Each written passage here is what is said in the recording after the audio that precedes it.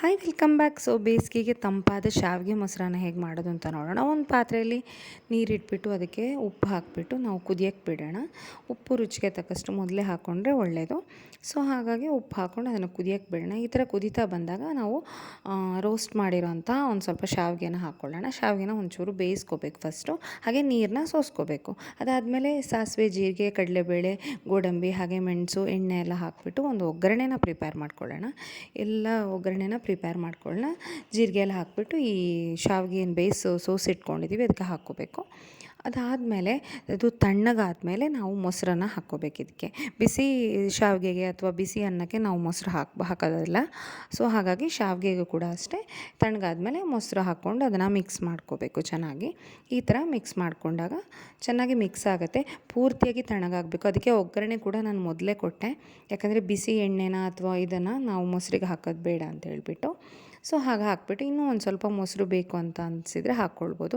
ಕೆಲವೊಬ್ಬರಿಗೆ ಮೊಸರು ಇಷ್ಟ ಆಗೋಲ್ಲ, ಸೊ ಸ್ವಲ್ಪ ಕಡಿಮೆ ಮೊಸರು ಆದರೆ ಕಡಿಮೆ. ನನಗೆ ಸ್ವಲ್ಪ ಮೊಸರು ಇಷ್ಟ, ಸೊ ಹಾಗಾಗಿ ನಾನು ಈ ಥರ ಮೊಸರನ್ನ ಹಾಕ್ಕೊಂಡಿದ್ದೀನಿ ಇದಕ್ಕೆ. ಸೊ ಈ ಥರ ಚೆನ್ನಾಗಿ ಮಿಕ್ಸ್ ಮಾಡ್ಕೋಬೇಕು ಇದನ್ನು.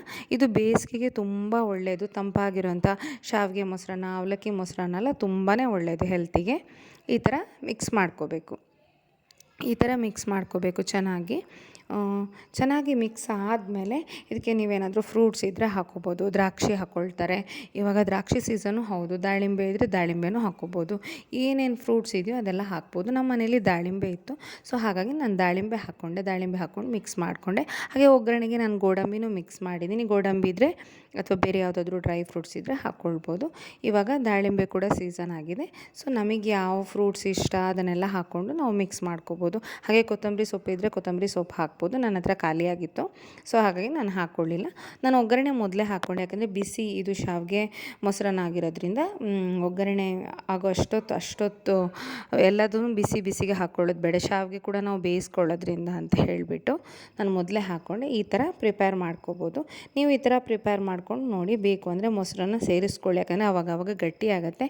ಇದನ್ನು ಊಟ ಮಾಡೋ ಟೈಮ್ಗೆ ನಾವು ಜಸ್ಟ್ ಊಟಕ್ಕೆ ಕೂತ್ಕೋತೀವಿ ಅಂದಾಗ ನಾವು ಇದನ್ನು ಮೊಸರನ್ನ ಮಿಕ್ಸ್ ಮಾಡ್ಕೋಬೇಕು. ಆವಾಗಕ್ಕೆ ಚೆನ್ನಾಗಿರುತ್ತೆ ಇದು. ಆ್ಯಕ್ಚುಲಿ ಮೊದಲೇ ಮಾಡಿಟ್ರೆ ಅಷ್ಟು ಚೆನ್ನಾಗಿ ಅನಿಸಲ್ಲ, ಆವಾಗಕ್ಕೆ ಚೆನ್ನಾಗಿರುತ್ತೆ.